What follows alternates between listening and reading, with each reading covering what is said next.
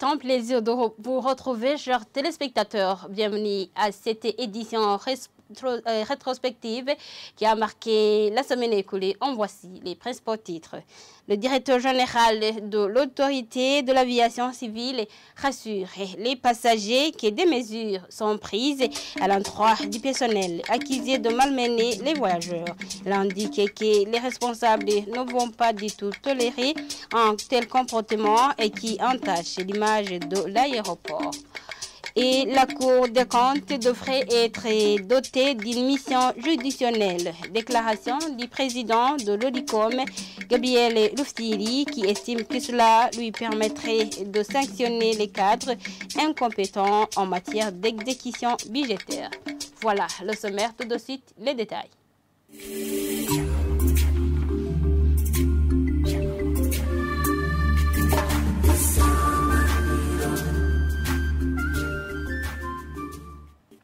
Bienvenue encore une fois. La faiblesse dans l'accomplissement des missions de contrôle financier des services publics et l'insuffisance des ressources humaines et financières sont quelques contraintes rencontrées par la Cour des comptes dans l'exercice de leur mission. Présentation faite par Générose Kiago lundi devant les députés lors de la présentation du rapport général des activités réalisées durant l'année 2023. Les députés ont voulu savoir pourquoi certaines institutions ne donnent pas rapport à temps. Jean-Marie Mayong. Les inquiétudes soulevées par les honorables députés étaient centrées sur les rapports qui ne sont pas produits régulièrement et de savoir ce que la Cour des comptes fait pour trouver solution.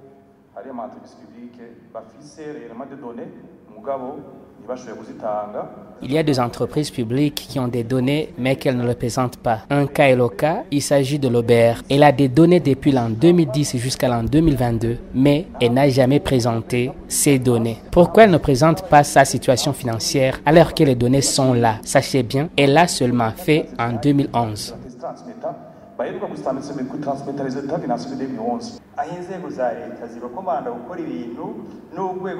Mes inquiétudes résident sur le fait que les institutions ne fournissent pas des rapports régulièrement. On se pose des questions de savoir si les responsables de ces institutions les dirigent comme leur propriété. C'est ça la question. Le président de l'Assemblée nationale, honorable Daniel Geraz Ndabirabe, a voulu savoir si la Cour des comptes a une bonne collaboration avec différentes institutions afin de bien mener leurs activités.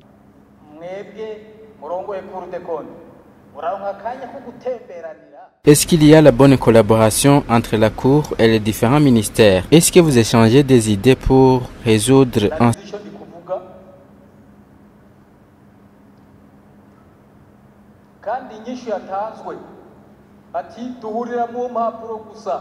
Le président de la Cour des comptes, Générose Kiago, a répondu sur toutes ces inquiétudes soulevées que la Cour n'a pas de force pour faire pression sur les institutions qui tardent à présenter les rapports. Quant à la collaboration avec les autres institutions, le président de la Cour des comptes a indiqué que la Cour mène une bonne collaboration avec ces institutions. Comme les patriotes, ils ne devraient pas attendre que la Cour des comptes court derrière eux alors que les lois sont là. C'est une obligation légale. Ce comportement n'est pas bon parce que si nous aimons notre pays, chacun devrait déposer les comptes. Les institutions sont nombreuses. Il n'y a pas de motif qui expliquerait ce non-dépôt des comptes. C'est un comportement à bannir. À la fin des échanges, le président de l'Assemblée nationale, honorable Daniel Geraz Ndabirabe, a recommandé au président de la Cour des comptes de préparer une retraite afin d'étudier toutes les questions et essayer de trouver solutions durables. Sur ce, la Cour des comptes devrait être dotée d'une mission juridictionnelle afin que les cadres incompétents en matière d'exécution budgétaire soient sanctionnés par cette institution.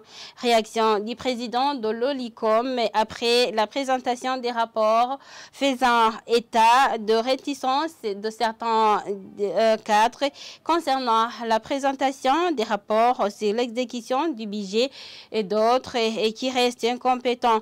Gabriel Louftili trouve que l'urgence est de recruter des gens compétents pour y remédier. Suivez-le.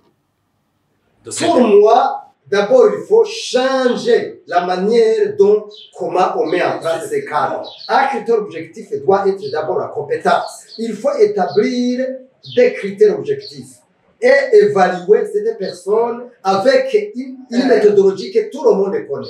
Mais même aujourd'hui, si on a mené, par exemple, prenons pour le cas des sociétés publiques. Aujourd'hui, les sociétés publiques viennent d'être prouvé que les sociétés publiques, la grande majorité de ces sociétés publiques sont en faillite. La grande majorité de ces sociétés. Alors, le rapport a été dressé. Il ne donne pas de dividendes. Qu'est-ce qui est en train d'être mis en application pour que ces sociétés ne tombent pas en faillite? Rien. Ce sont des mots, ce sont des discours qui ne sont pas accompagnés par des actions concrètes. Donc, pour nous, la Cour des comptes, c'est une institution qui est là, mais qui n'a pas vraiment de pouvoir juridictionnel, d'où il y a une préparation d'une loi, d'un projet de loi, depuis 2022. Ce projet de loi est au niveau du gouvernement. Qu'est-ce qui a marqué pour que cette loi, qui donne la mission, le pouvoir de juger des gestionnaires des fonds publics, et que rester là comme ça sans rien faire? Donc, pour moi, il est plus qu'urgent que cette mission juridictionnelle soit donnée à la Cour des comptes en vue de contraindre les gestionnaires des budgets de l'État en vue de protéger la chose publique, ce qui n'est pas le cas aujourd'hui. On vient de se doter d'une vision. Son premier pilier, comme je le disais tantôt, a des objectifs. Le premier objectif, c'est la mise en application de ce premier objectif qui est l'efficacité institutionnelle. Mais aujourd'hui, tel que nous mettons en place ces cadres de l'État, on ne va pas arriver nulle part. Le deuxième objectif, c'est la transparence, la gouvernance et la redevabilité des institutions publiques.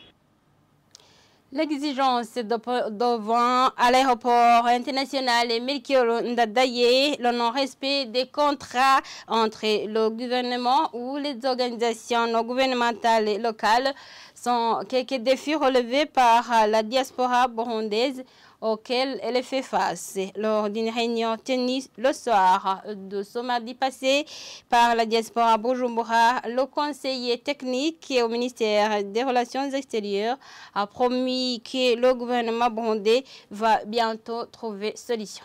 Jean-Marie Vianney-Dakoumana pour plus de détails.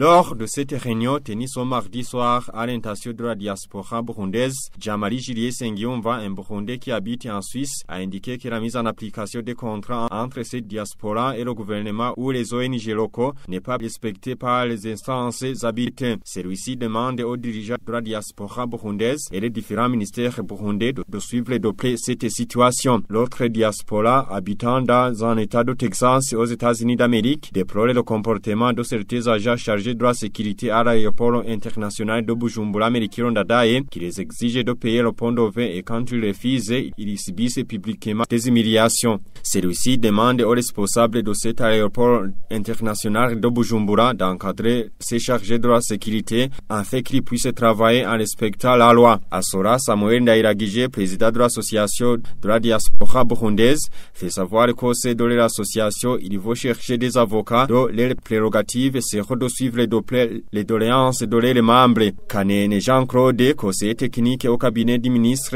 ayant les relations extérieures dans ses attributions, indique que le gouvernement burundais va faire tout possible pour faciliter le travail de ces diasporas burundais. Il exhorte en outre ces diasporas de sensibiliser d'autres burundais vivant à l'étranger de venir investir au Burundi.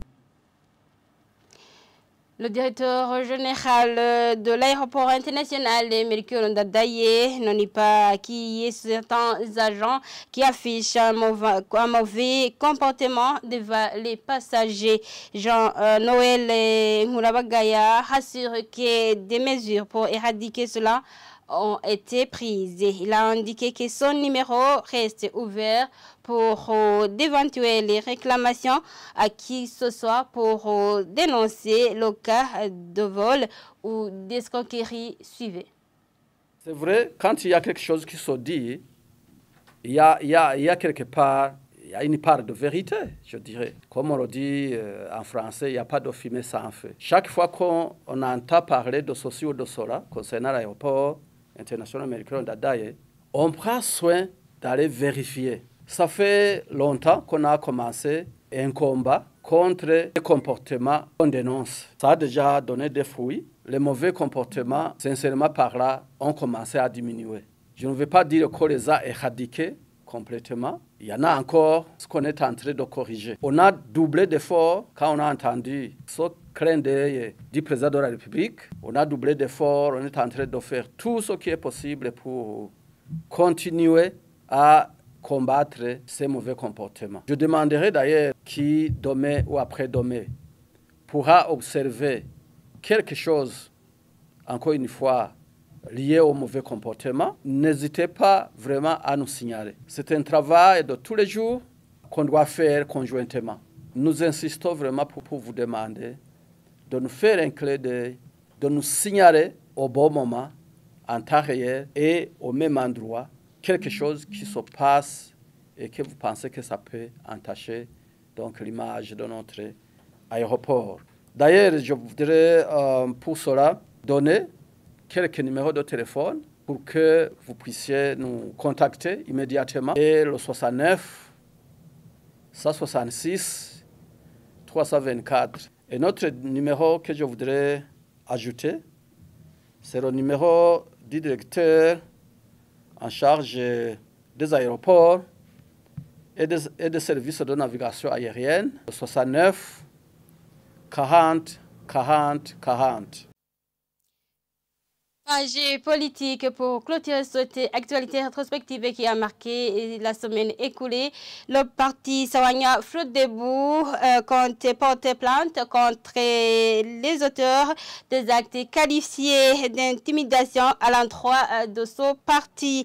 Son porte-parole déclare que non seulement des menaces ont été récemment détruites à Bubanza, mais une quinzaine plutôt des drapeaux a été volé ces 3 derniers mois. Honorable Sylvestre Bikonindagara estime que, d'après tout, le ministre de l'Intérieur devrait se saisir du cas pour mettre fin à cette intolérance politique. Suivez.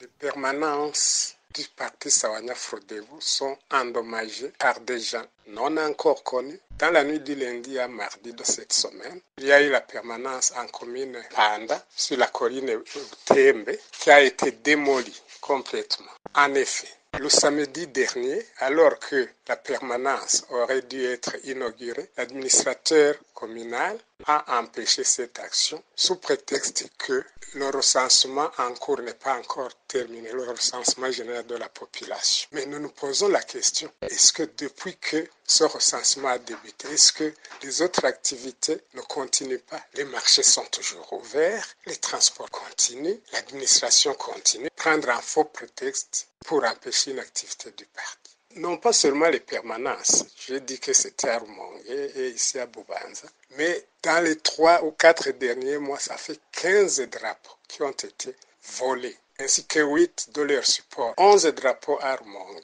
et 4 à Bubanza. Mais qu'est-ce qu'on va faire? Nous croyons toujours que la justice burundaise peut toujours agir.